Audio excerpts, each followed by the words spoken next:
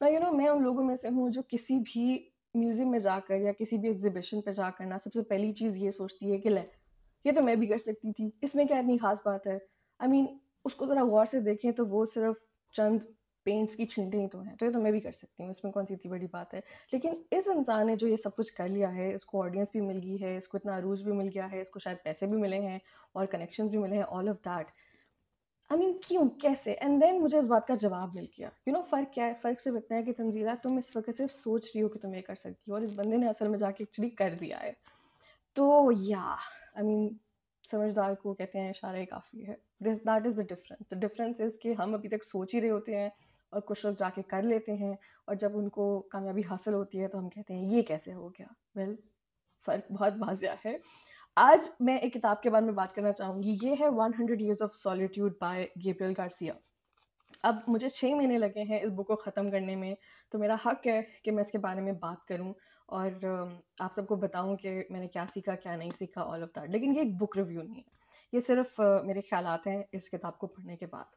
ये किताब मैंने पढ़ी जब मैंने इसका नेटफ्लिक्स पे सीज़न देख लिया। तो अगर आप नेटफ्लिक्स को इस्तेमाल करते हैं, इसी किताब का एक सीज़न भी नेटफ्लिक्स पे मौजूद है, जिसको मैंने बहुत रैंडमली खोला ये सिर्फ़ जान के कि एक ऐसी किताब पे ये सीज़न बेस्ड है, जो बहुत मशहूर है, बहुत फ़ेमस है। इस किताब के बारे में बहुत ज़्यादा रेफ़रेंसेस हैं, बहुत ज़्यादा लोग इसको कोट करते हैं, बहुत ज़्यादा लोग इसकी तारीफ़ करते हैं। इसको कहा जाता है कि ये one of the best books ever written.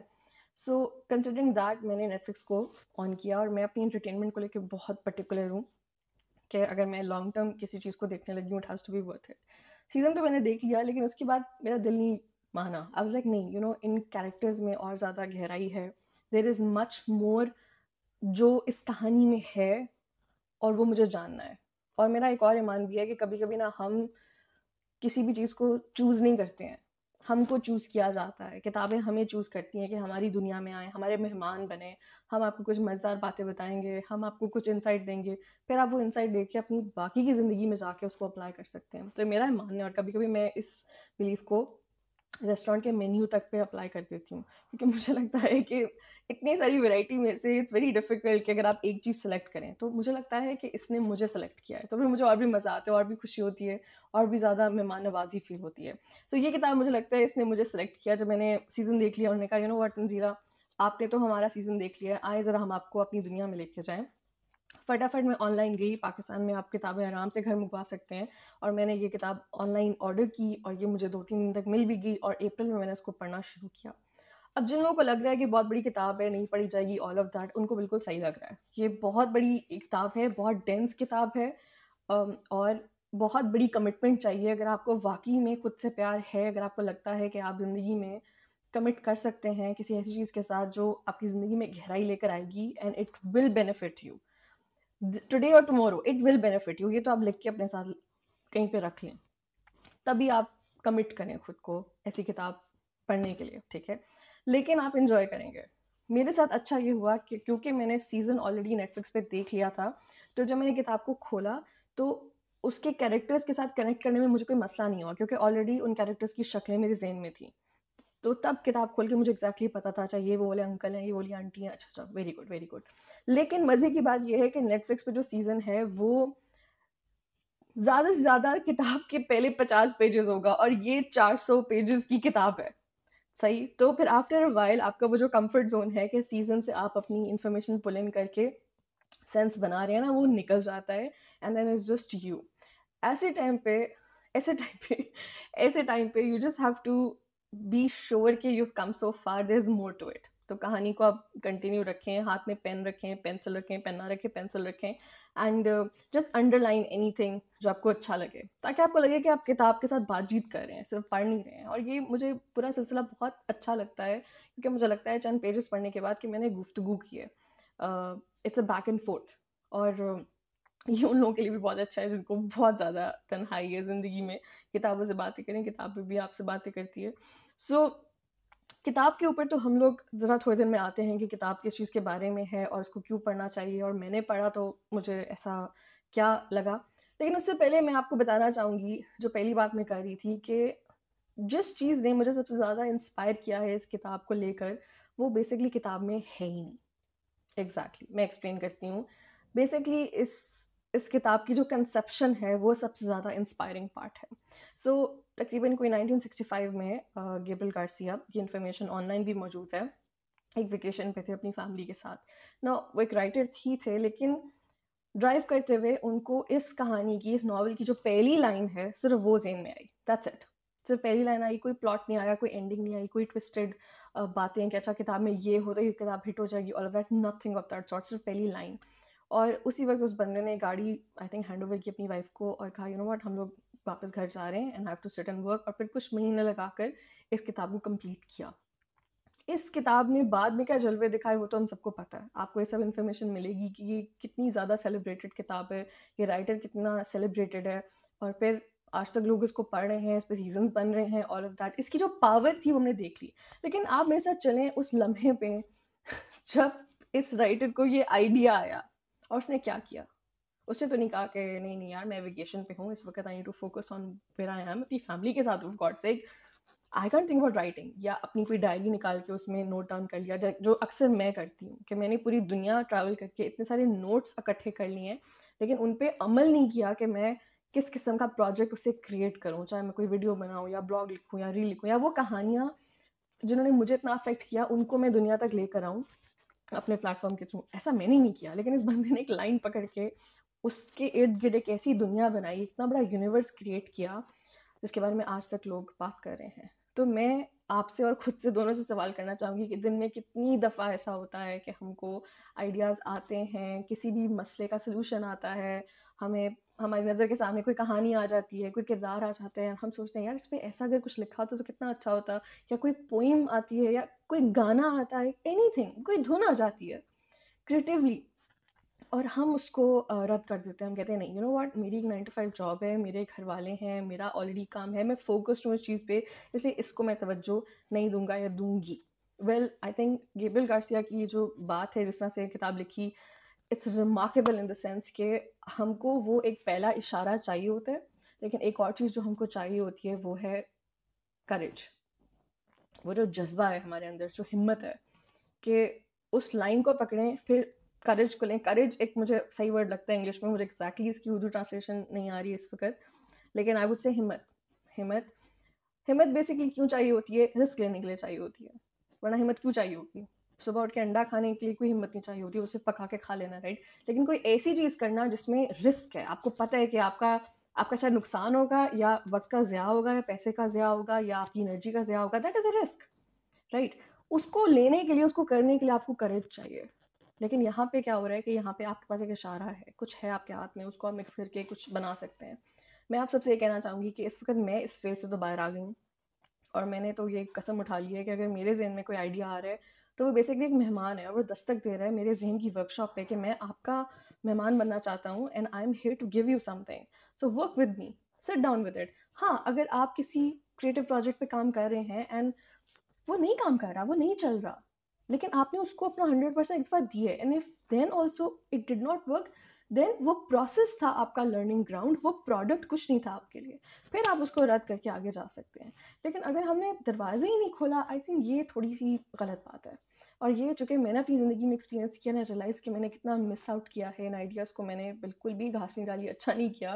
लेकिन जब मैंने ये कहानी पढ़ ली, जब मैंने पूरी मैंने नॉवल को मैंने पढ़ा, देन आई रियलाइज कि इस बंदे ने एक लाइन से ये सब कुछ लिखा है। लाइक इतनी बड़ी उन्होंने एक एक एक यूनिवर्स क्रिएट किया out of that one line, और ये बहुत ज़्यादा काबिल-ए-दाद बात है, क्योंकि